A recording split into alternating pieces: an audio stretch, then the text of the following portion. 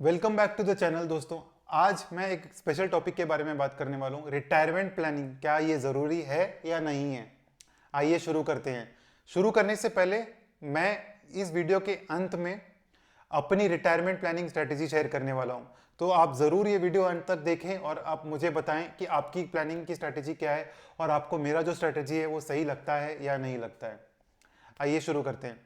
तो पहली बात तो दोस्तों, आपने कभी देखा है किसी बैंक को या फाइनेंशियल इंस्टीट्यूशन को ऐड करते हुए कि आप अपने रिटायरमेंट के लिए लोन ले सकते हैं? किसी 65 ईयर ओल्ड को देखा है रिटायरमेंट के लिए लोन लेते हुए?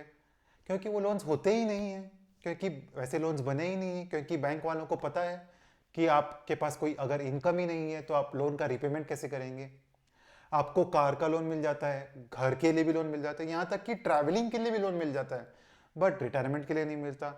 तो रिटायरमेंट प्लानिंग तो ज़रूरी है। ठीक है, तो अभी रिटायरमेंट प्लानिंग करनी कैसी है?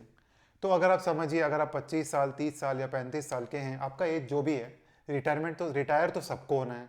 रिटायर कब होना है वो आपकी मर्जी। आप 40 पे भी रिटायर हो सकते हैं, 50 पे भी हो सकते हैं, 60 पे भी हो सकते हैं। मैं तो रिटायरमेंट वर्ड यूज ही नहीं करता हूँ, मैं तो यूज करता हूँ फाइनेंशियल फ्रीडम।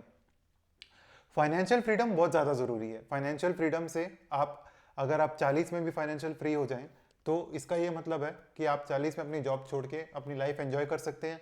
आप जो करना चाहें वो कर सकते हैं। आप अगर थोड़ा कम भी कमाए तो आपको चलेगा, क्योंकि आप फाइनेंशियली फ्री है। तो अब रिटायरमेंट प्लानिंग करनी कैसी है रिटायरमेंट के लिए? ये रिटायरमेंट प्लानिंग और फाइनेंशियल फ्रीडम के लिए हम लोग को क्या क्या स्टेप्स लेने हैं, तो उसके लिए पहले तो आपको मेक श्योर करना है, आपको ये इतना ध्यान रखना है कि आपने पहले अपनी बेसिक हाइजीन, जो बेसिक हाइजीन होती है पर्सनल फाइनेंस की, वो आपने कर लिया है या नहीं। तो इस बेसिक हाइजीन में आपको क्या क्या चीज़ों का ध्यान रखना है? पहली बात तो इमरजेंसी फंड। ठीक है, तो इमरजेंसी फंड क्यों चाहिए? इमरजेंसी फंड आपको इसलिए चाहिए क्योंकि अगर फॉर एग्जांपल या आपका कोई जॉब लॉस हो गया या फिर कोई इलनेस हो जाती है जिसमें आप बहुत लंबे समय तक बीमार पड़े हो और आप अपने काम पे ना जा रहे हो, तो आपको पैसों की ज़रूरत पड़ेगी। सही है, क्योंकि घर तो चलेगा, खर्चे तो चलेंगे, खर्चे चलेंगे तो पैसा तो चाहिए। तो ये इमरजेंसी फंड आप सेटअप करके रख सकते हैं। ये 6 महीने के एक्सपेंसेस हो सकते हैं, 12 महीने के एक्सपेंसेस हो सकते हैं, यहाँ तक कि 2 साल के भी हो सकते हैं। डिपेंड करेगा आपकी फाइनेंशियल कंडीशन पे।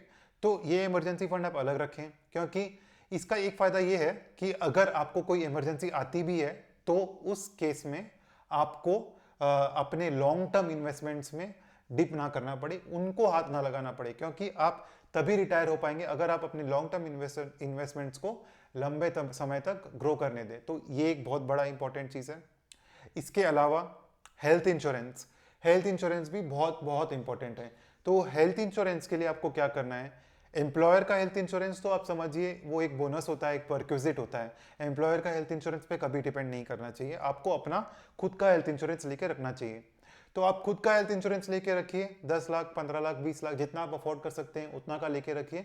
तो ये जो हेल्थ इंश्योरेंस है ये भी आपको इमरजेंसी के टाइम पे काम आएगा और आपको अपने लॉन्ग टर्म इन्वेस्टमेंट्स में डिप नहीं करना पड़ेगा। तीसरी और आखिरी चीज जो है, जो बेसिक हाइजीन के लिए है, वो है आपका टर्म इंश्योरेंस। तो अगर आप पे कोई डिपेंडेंट्स है, ठीक है, जैसे आपकी वाइफ है, आपकी स्पाउस है, आपका हस्बैंड भी हो सकता है, वाइफ भी हो सकती है, आपके बच्चे हैं, आपके माँ बाप हैं, उनको अगर वो आप पे डिपेंडेंट हैं और आपको हर महीने उनके ऊपर खर्चा करना होता है, और अगर आपका कॉर्पस इतना नहीं है, अगर आप फाइनेंशियली फ्री नहीं है, तो आपको टर्म इंश्योरेंस भी लेना चाहिए कि अगर आपको कुछ हो जाए आज की तारीख में तो उनके पास इतने पैसे होने चाहिए कि उनकी ज़िंदगी आराम से कट जाए। तो इसीलिए टर्म इंश्योरेंस भी बहुत इंपॉर्टेंट है। तो ये तीनों चीज़ें अगर आपने ध्यान रख ली, उसके बाद आप आइए लॉन्ग टर्म इन्वेस्टमेंट प्लानिंग के लिए। तो अब लॉन्ग टर्म अपनी रिटायरमेंट प्लानिंग कैसे की जाए? बेसिक हाइजीन तो हो गया। तो लॉन्ग टर्म इन्वेस्टमेंट प्लानिंग के लिए आपको क्या करना है? पहले तो आपको एसेट एलोकेशन का तैयारी करनी है। तो एसेट एलोकेशन में आपको डेट और इक्विटी और थोड़ा बहुत गोल्ड अगर आप चाहें तो। क्रिप्टो करेंसी का मैं उतना बड़ा फैन नहीं हूँ अभी, तो मैं उस पर कॉमेंट नहीं करूँगा, बट ये 3 चीज़ें आपके पोर्टफोलियो में होनी चाहिए। अगेन परसेंटेज कितना होना चाहिए वो मैं आपके ऊपर छोड़ता हूं, क्योंकि आप जितने कंफर्टेबल है रिस्क से उतने आपको रिटर्न्स मिलेंगे। अगर आप ज़्यादा रिस्क लेना चाहते हैं तो आप इक्विटी में ज़्यादा इन्वेस्ट कर सकते हैं।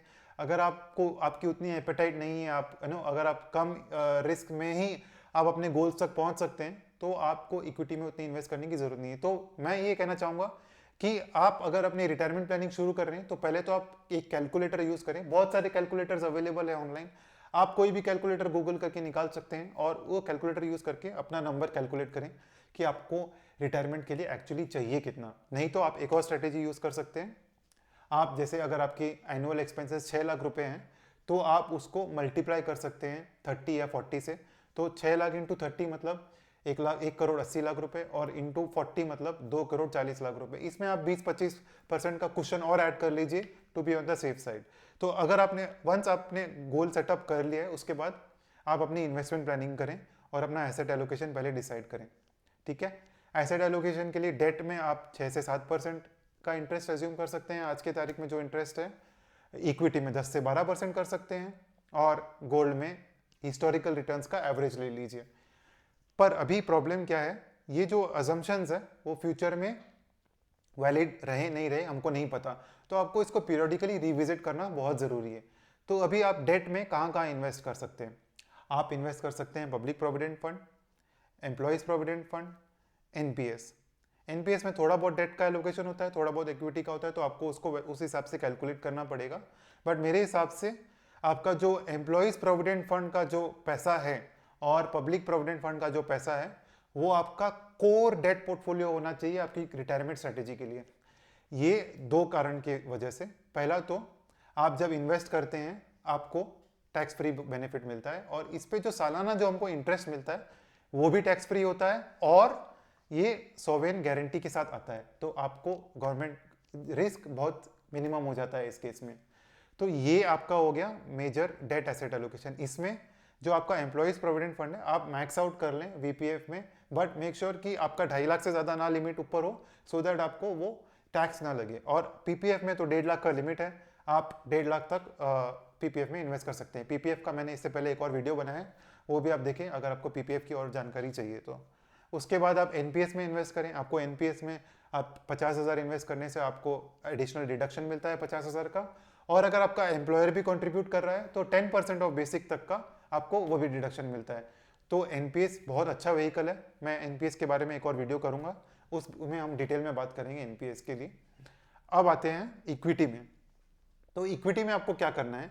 इक्विटी में पहले तो आपको इतना ध्यान रखना है कि ये लॉन्ग टर्म इन्वेस्टमेंट है, ठीक है। तो 5-7 साल में कुछ नहीं होने वाला, आपको 10-20-30 साल तक इसमें इन्वेस्ट करते रहना है।